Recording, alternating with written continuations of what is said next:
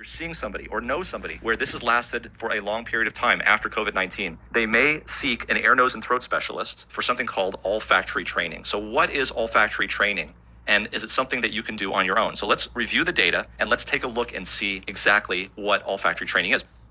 So this has actually been in the news, olfactory training in COVID-19 for related loss of smell. What you can see is this person is sniffing something called essential oils. And the question is why are they doing that? And what is the research? What is the data that supports this type of behavior? And I want to turn your attention over to a really great article that reviewed this in 2020 in the Laryngoscope titled, "Is Olfactory Training Effective Treatment for Post-Infectious Smell Lost?" And if you want to know more about this, I would highly recommend looking up this article, which we'll put a link to below. So before we get into that, we have to talk about some definitions and some preliminaries. There's something called a sniff and sticks test, and this is kind of interesting, so just bear with me. Sniff and sticks are basically markers that were marketed in Europe, and they have different scents and smells that you can smell from these markers. And you can see what they look like here. They have different colors, and this is basically what was used in the research to assess objectively someone's ability to correctly smell odors the way that they're supposed to smell. So as you can see, the sniffing sticks, which are produced in Germany, comprises of 3 subtests resulting in 4 scores. So it's known as the TDI score. And the T is the threshold score. In other words, how well can you sense something that smells? Then there is a discrimination score. How well can you discriminate one from the other? And then how well can you identify what is the correct odor? So that's known as a TDI score. And the higher the number, the better the subject was performing. And then they can add all of those up and they get something called a TDI global olfactory score. So that's the addition of all of those. And generally speaking, you don't have to know these numbers, but if it's less than 16.5, that means you don't have any smellability at all. If it's between 16.5 and 30.5, it's hypoosmia. And that is where you're not smelling well. And then if it's greater than 30.5, then actually you're smelling quite well. That's hyperosmia. But the key that I want you to understand from this is that if there is a change of equal to or more than 6 points, that is a significant number because as it has been shown, that is the number that is perceived by at least 60% of subjects to represent a real improvement in olfaction. So that is the number that we're going to use to see whether or not things improve or don't improve. And so that's where we get the 6 points. Let's take a look at some of the data. So this was a paper that was published back in 2009. It was a prospective controlled study. It was using 35 patients, all of which had lost their ability to smell, and they randomized them into 24 interventional patients and 11 placebo.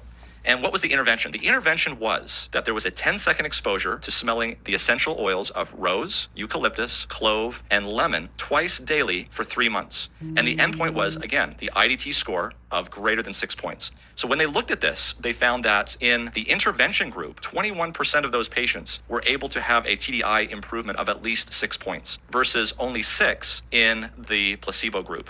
And this was statistically significant. And it kind of was the landmark original study that put olfactory training on the map. But there was another study that was published. This one was in 2013, titled "Olfactory Training is Helpful in Post-Infectious Olfactory Loss, a randomized controlled multi-center study." And what they did here was they took 144 subjects with PISL and they did a very elegant study. In the intervention group, they had very strong undiluted oils of, again, the same essential oils, rose, eucalyptus, clove, and lemon. And what they did was for 15 seconds, twice each sitting, twice a day. So for 15 seconds, they would sniff rose, and then they would go to eucalyptus for 15 seconds, then they would go to clove for 15 seconds, and then lemon for 15 seconds. And then they would go back and do it again, rose, eucalyptus, clove, and lemon, knowing exactly what they were smelling and trying to imagine and think about the thing that they were smelling. They did it twice a day, and they did it for 4 months' time. Now, over on the placebo side, they took the same oils, but they significantly diluted the oils down so that only 10% of a healthy person could actually detect the smell of that oil. So this was kind of their sham or placebo intervention. And again, they used the same oils, rose, eucalyptus, clove, and lemon. Again, 15 seconds, twice each sitting, twice a day for 4 months. And they had 70 in the intervention group and 74 in the placebo. What they found at the end of 4 months was that in the placebo group, where there was only 15% that had reached a TDI of greater than 6 points, in the intervention group, there was 26%. So 11 percentage points higher than 15 that had a TDI of equal to or greater than 6 points, which was a significant issue. Then what they did was they did a crossover design. So now these people got to do this side and these people got to do this side. Why this is important, by the way, is that if there were any confounders or any other issues with this would have been elucidated. It also increases the power of the study tremendously. So not only do you have a placebo here that's very, very close to the intervention, but you also have a crossover trial. So that makes it very, very important.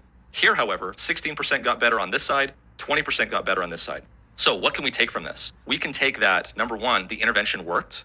Number two, because this was statistically significant. Number two, that the intervention seems to work better if it's done earlier. Because notice here, this was 26% and this was only 20%. In fact, when they looked at this, those that had symptoms for less than 12 months, 63% of them were responders, whereas if it was more than 12 months, it was only 19%. Now, in terms of side effects from doing this, they found that there was an 8% minor side effect rate, and that was including epistaxis, which is nose bleeding, a little bit of nasal burning, and also some hay fever. So again, this is a really elegant study that showed pretty conclusively that the intervention of olfactory training can be effective at helping people regain their sense of smell and taste. But we're not done yet. There was another paper that was published in 2015 titled Modified Olfactory Training in Patients with Post-Infectious Olfactory Loss. And what they did here is, again, they took patients with PISL, about 85, and instead of randomizing this time, they did age and gender match control. So all of these people had PISL. And what they did in the classic sense here is they did exactly what they did before in the other one. So they used rose, eucalyptus, clove, and lemon. And for the modified group, they used the same essential oils as before, but they changed it up later with 2 groups of 4 new essential oils, as you can see here further in the trial. And then finally, in the control group, they did nothing to these patients. So what they did after about 3 months is they continued to do in the 3 months the same type of rose, eucalyptus, clove, and lemon. But in the modified, they stopped doing the rose, eucalyptus, clove, and lemon and switched it up to menthol, thyme, tangerine, and jasmine. They did that for another 3 months. And then they switched it out again to bergamot, rosemary, gardenia, that should be an A, and green tea. And what they showed was something that was really interesting. They found that whereas nobody in the control group had an improvement that was beyond 6 points, 56% of those with PISL in the modified group, where they switched up the essential oils, had a TDI improvement of 6 points. And 46% in the ones that just had these 4 for the entire length of time had an improvement of greater than 6 points. So what does that tell you?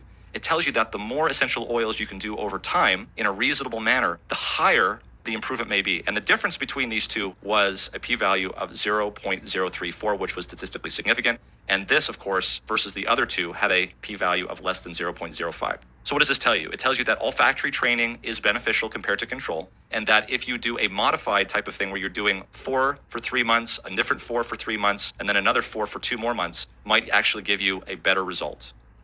Finally, in 2016, this randomized controlled trial titled Long-Term Effects of Olfactory Training in Patients with Post-Infectious Olfactory Loss was published, and this is what they did in that study. Again, 111 patients with PISL. The intervention was rose, eucalyptus, clove, and lemon. This time, however, they did it for 10 seconds on, and they gave it 10 seconds off, so they didn't smell anything for 10 seconds. And they did this for 5 minutes on each of these, rose, eucalyptus, clove, and lemon, twice a day, and they did it for 4 months.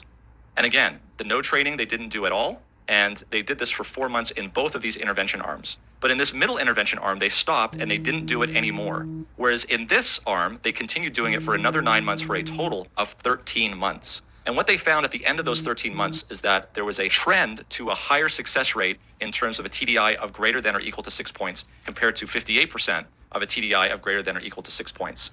Now, I say trend because it was not statistically significant, but they may not have powered the study adequately to detect that statistical significance. This, of course, was statistically significant in terms of